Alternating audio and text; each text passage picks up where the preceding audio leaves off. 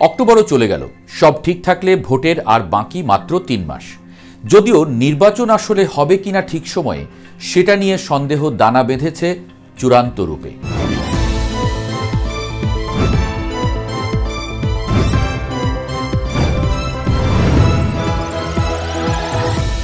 BNP, Jamaat, NCP ৩ দল যেন ৩ দিকে হাঁটা দিয়েছে।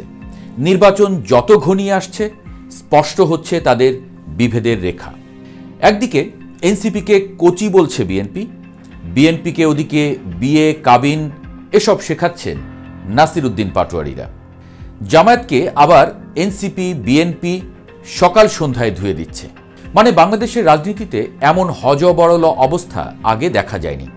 তারেক রহমান তো বলেই ফেলেছেন, জনমনে কোনো কোনো ক্ষেত্রে জিজ্ঞাসা বাড়ছে, যথাসময়ে কি নির্বাচন হবে? এমন তো হবার কথা ছিল না। জুলাই সনদ এবং গণভোট নিয়ে কয়েক ভাগে ভাগ হয়ে গেছে রাজনৈতিক দলগুলো। বিএনপি বলছে ঐক্যমত্য কমিশন জনগণের সাথে প্রতারণা করেছে, সাইন করার সময় জিনিস দেখিয়েছে একটা, পরে প্রকাশ হয়েছে আর একটা। সিনেমায় চালাকি করে জমি লিখে নেয় যেভাবে আর কি। এ নিয়ে বড় গোলমেলে অবস্থা রাজনীতির ময়দানে। যা হোক, ৩টা দল বা জোটই দাবি করছে জনগণ তাদের ভোট দেওয়ার জন্য অধীর আগ্রহে বসে আছে। আসলেই কি তাই? চলুন দেখা যাক মাঠের অবস্থা, কে কোথায় ভালো করছে সেটা একটা বিশ্লেষণ করে দেখি। জনগণ এখন শাসন নয়, শুদ্ধতা খুঁজছে। বাংলাদেশের মানুষ এক অদ্ভুত ক্লান্তির মধ্যে আছে। তারা রাজনীতির প্রতিটি নাটক, প্রতিটি ঘোষণা, প্রতিটি হুঙ্কার দেখে হাঁপ ছেড়ে বলছে, এবার একটু শান্তি চাই। জুলাই আন্দোলনটা যে এর ওপরেই দাঁড়িয়ে গেল বলা যায়। রাজনীতির এই অবসন্ন প্রেক্ষাপটে জনগণ এখন ভোটের আগে দলগুলোকে নতুনভাবে বিচার করছে। বিশ্লেষকরা বলছেন, ভোটাররা খুঁজছে 4টি বিষয়। 1, দলটি কতটা সুশৃঙ্খল। 2, নেতিবাচক কার্যকলাপ থেকে দলটি কতটা বেরিয়ে এসেছে। 3, ভেতরে বহুত্ববাদ আছে কিনা। 4, দেশ পরিচালনার বাস্তব সক্ষমতা কতটা। এই 4টি মাপকাঠি দিয়েই এখন বিএনপি, জামায়াতকে দেখা হচ্ছে। এনসিপি এখানে এখনো সাইড ক্যারেক্টার। রাজনীতির পরীক্ষাগারে তাদের জায়গা এখনো সেভাবে তৈরি হয়নি। মানুষ ভাবতেই পারছে না 25-30 বছরের একটি ছেলে প্রধানমন্ত্রী হয়ে এত ব্যতিক্রমী একটা দেশ চালাতে পারবেন। বিশ্লেষকরা বলছেন, এই জায়গাটাতেই এনসিপি ধরা খেয়ে যেতে পারে বড়সড়। এদিকে শাপলা নিয়ে ঝামেলা কম হচ্ছে না। দিন কয়েক আগে দলীয় প্রতীক হিসেবে ইলেকশন কমিশনের বেগুন গাজর অফারের পর এবার হাজির শাপলাকলি। এ নিয়ে হাসি ঠাট্টায় মেতে উঠেছে সামাজিক যোগাযোগ মাধ্যম। দলটির শাপলা প্রতীক নিয়ে অনড়, কিন্তু ইসি চাচ্ছে না। অনেকে মুখ চেপে বলছেন, এটা আসলে রাজায় রাজায় খেলা টাইপের, তুমি প্রতীক দিও না, নির্বাচন পেছানোর ব্যবস্থা নিচ্ছি আমরা। যদিও আজ হঠাৎ করে তারা নির্বাচনী প্রতীক হিসেবে শাপলাকলি নিতে রাজি হয়ে গেছে। সেই সঙ্গে আগামী জাতীয় নির্বাচনে 300 আসনে প্রার্থী দেওয়ার ঘোষণা দিয়েছে। তবে যে আগে বললেন ছোট বোঝাতেই শাপলাকলি দেওয়া হয়েছে।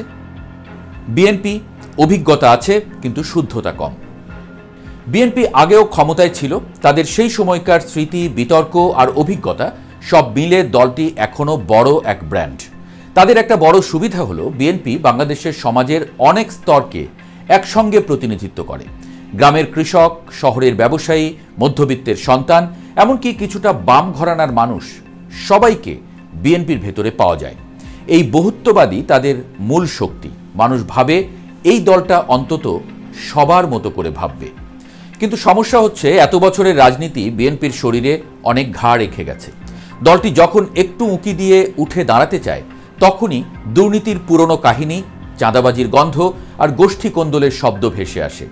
15 বছর ধরে ক্ষমতার বাইরে থাকা দলটি অপেক্ষার মধ্যেই ছিল, কিন্তু সেই অপেক্ষা তাদের সংগঠনকে শক্ত করেনি, বরং আরও ছড়িয়ে দিয়েছে। এক এক জেলায় এক এক নেতা, এক এক গ্রুপ, সবাই মনে করে পরের সরকারে সেই মন্ত্রী হবে। ফল, প্রার্থী নির্ধারণে বিশৃঙ্খলার আশঙ্কা। একক প্রার্থী না পেলে প্রতিটি আসনেই শুরু হয়ে যেতে পারে টানাটানি। এই বিশৃঙ্খল চিত্রই বিএনপির জন্য সবচেয়ে বড় দুর্ভাগ্য হয়ে দাঁড়াতে পারে। জনগণ এখন সুশৃঙ্খল দল চায়, যেখানে নেতা চিৎকার না করে কাজ করে। বিএনপি সেটা দেখাতে পারেনি এখনো। তবু এক জায়গায় তারা এগিয়ে, তারা জনগণের প্রতিনিধিত্বের ব্যাপারে এখনো সবচেয়ে বাস্তবসম্মত দল। দেশ পরিচালনার অভিজ্ঞতা তাদের আছে এবং ভোটাররা সেটা জানেও। এই অভিজ্ঞতা বিএনপিকে শেষ মুহূর্তে বাড়তি সুবিধা দিতে পারে। তাছাড়া তারেক রহমান আগের চেয়ে বেশি পরিণত। তারেক রহমান ক্ষমতায় গিয়ে আসলে কি করেন সেটা দেখার আগ্রহও আছে মানুষের। যদি তারা নিজেদের ছাত্রদলীয় বিশৃঙ্খলা আর পুরনো নেতাদের দুর্নীতির ছায়া সামলাতে পারে, তবে ক্ষমতার দৌড়ে তারাই সবচেয়ে শক্তিশালী দাবিদার। জামায়াত সুশৃঙ্খল প্রতীক, কিন্তু সীমিত পরিসর। জামায়াতে ইসলামী বাংলাদেশের রাজনীতিতে এখন এক অদ্ভুত চরিত্র। মাস কয়েক আগেও তাদের ভোট ব্যাংক খুব বড় ছিল না, কিন্তু তাদের সংগঠন শৃঙ্খলিত, তাদের নেতাকর্মীরা পরিকল্পিতভাবে কাজ করেন। দুর্নীতিমুক্ত দলের একটা তুলনামূলক ইমেজ তারা গড়ে তুলতে পেরেছে, আর গত কয়েক মাসেই তার ফল হাতে নাতে পেয়েছে দলটি। বিভিন্ন জরিপ বলছে আওয়ামী লীগ এনসিপিকে সরিয়ে বিএনপিকে প্রায় ছুঁয়ে ফেলেছে দলটি। যা হোক, দুর্নীতিমুক্ত না থাকা আমাদের দেশে একটা বড় কৃতিত্বের নাম, যদিও বাকি দুনিয়ায় এটাই স্বাভাবিক বিষয়। মজার বিষয় হলো বিএনপি ও এনসিপির তুলনায় তাদের কম কেলেঙ্কারি হওয়াটাই এখন বড় ইমেজ হয়ে দাঁড়িয়েছে। 5 আগস্টের পর বিএনপির নেতাকর্মীদের যত নেতিবাচক খবর জনগণের চোখে পড়েছে, জামায়াতের ক্ষেত্রে সেটা তুলনামূলকভাবে কম। সিলেটের সাদা পাথর দুর্নীতির মতো ঘটনাতেও যখন সব দলের নাম এলো, তখন জামায়াত আলাদা করে কলঙ্কিত হয়নি। তাদের আরেকটি শক্তি হলো দলের ভেতরে নেতৃত্ব নিয়ে তেমন টানাপোড়েন নেই। প্রার্থী নির্ধারণে বিশৃঙ্খল হয় না, কারণ তাদের সিস্টেম খুব অর্ডারলি। যে প্রার্থী মনোনয়ন পাবে, বাকিরা চুপচাপ কাজ করবে। এই শৃঙ্খলাকেই জনগণ এখন ইতিবাচক চোখে দেখছে। তাদের বর্তমান আমির ডাক্তার শফিকুর রহমান তুলনামূলকভাবে আধুনিক চিন্তার মানুষ। একসময় বাম রাজনীতি করতেন বলেও শোনা যায়। তিনি ধর্মভিত্তিক রাজনীতির বাইরে গিয়েও সংখ্যালঘুদের সঙ্গে সম্পর্কের চেষ্টা করেছেন। তার মন্দিরে যাওয়া, সংখ্যালঘুদের মনোনয়ন দেওয়ার প্রস্তাব, এসব বিষয়ে জনগণের মধ্যে একটা নতুন ধারণা তৈরি করেছে। জামায়াত বদলাচ্ছে।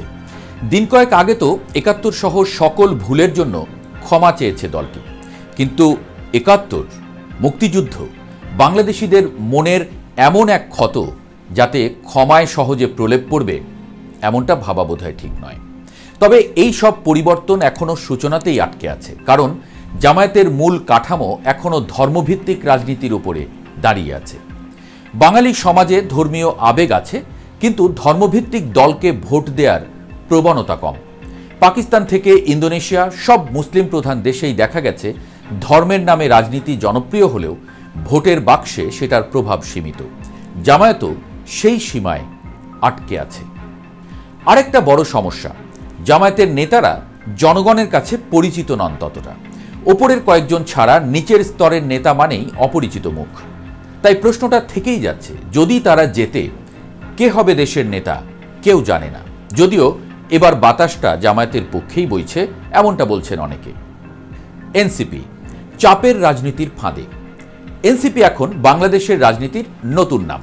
তাদের উত্থান হঠাৎ, কিন্তু দৌড়টা এখনো অস্পষ্ট। তারা মূলত জুলাই আন্দোলনের গতি নিয়ে এগোতে চেয়েছিল, কিন্তু ভোটের রাজনীতিতে এসে যেন হোঁচট খেয়েছে। তাদের অবস্থান এখন অনেকটা আমরা না মানলে কিছুই হবে না, এমন এক ধরনের চাপের রাজনীতি। এই চাপের রাজনীতি কিংবা গোধরা জনগণের চোখে মোটেও পজিটিভ দেখাচ্ছে না। বিএনপি যেমন মনে করে এনসিপি এখনও অপরিণত, আবার এনসিপি মনে করে বিএনপি পুরনো ধাঁচে আটকে আছে। এই পারস্পরিক অবিশ্বাসী দুই দলের সম্পর্ককে ঠান্ডা বরফের মতো করে তুলেছে। জামায়াতকে তারা আবার উভয় দিক থেকেই আক্রমণ করছে।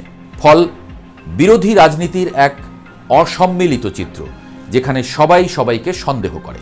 জনগণ এতে কিছুটা বিরক্ত। জনমানসে বাস্তবতা বনাম রোমান্টিসিজম। দেশের ভোটাররা এখন আর আদর্শ শুনতে চায় না।